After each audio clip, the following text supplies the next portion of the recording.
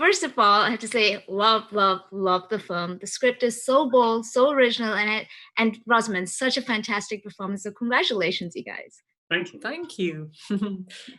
Jay, people are always so shocked when filmmakers kind of deviate from a certain formula in film. And I love seeing that you break all the rules with this one. So was this something always in your mind when you were writing this?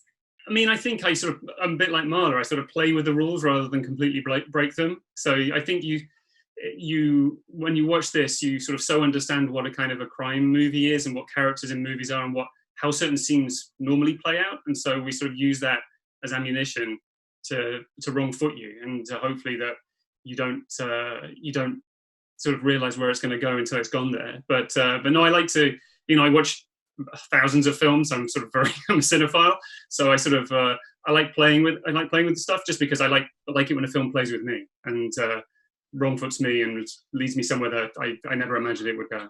I had such a good time watching it, and then I'm thinking, should I be having a good time watching this? But with Rosamund, your character is you bring such range and versatility with the roles you play, and this film is definitely dark, bold, but fun and risky at the same time. And I know that you've mentioned that the script challenges you as an actor, so how so?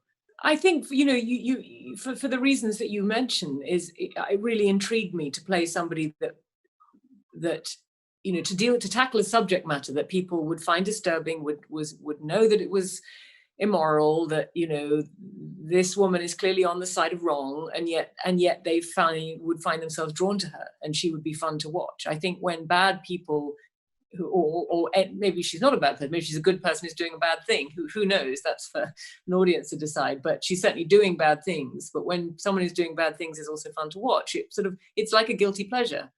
And I think guilty pleasures are obviously very enjoyable, aren't they? Otherwise, why would the phrase have been coined? It was, it's a challenge because, I had to toe that line. I had to toe that line between making you convinced of her ambition and her ruthlessness and making her be fun to watch. So Jay and I actually watched a lot of films together and tried to decipher what that line was between when you started to feel distance from a character who had who display the same qualities, and what is it about the characters who are doing awful things but you find them somehow really appealing. So we analysed it quite carefully, but I was always worried that I trusted Jay to get the tone right because he's very, very good at that. I just worried about myself. You're known to actually be one of those actors who takes a very hands-on approach when it comes into getting into characters. So I'm curious, what did you do to get into the mind of Marla? Well, I tried to get in touch with a lot of legal guardian agencies in the States, and it's the first time that I've been prepping a role and I've managed to get zero access. Nobody returned my calls. It was so strange. Even though I didn't say I was researching it for a movie, I just sort of said I'm living in England. I'm inquiring, for a family member. It was really unusual because I've always had tremendous access. So that was strange, but I thought maybe a sign. To be honest, probably, Jay, what was most of my business was learning to vape, wasn't it? Yeah.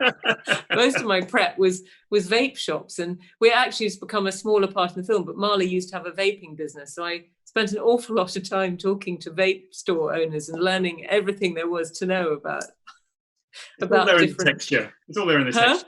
It's all still in the texture of the movie, I think. It is in there, yes. The passion, the commitment to vaping. Yeah.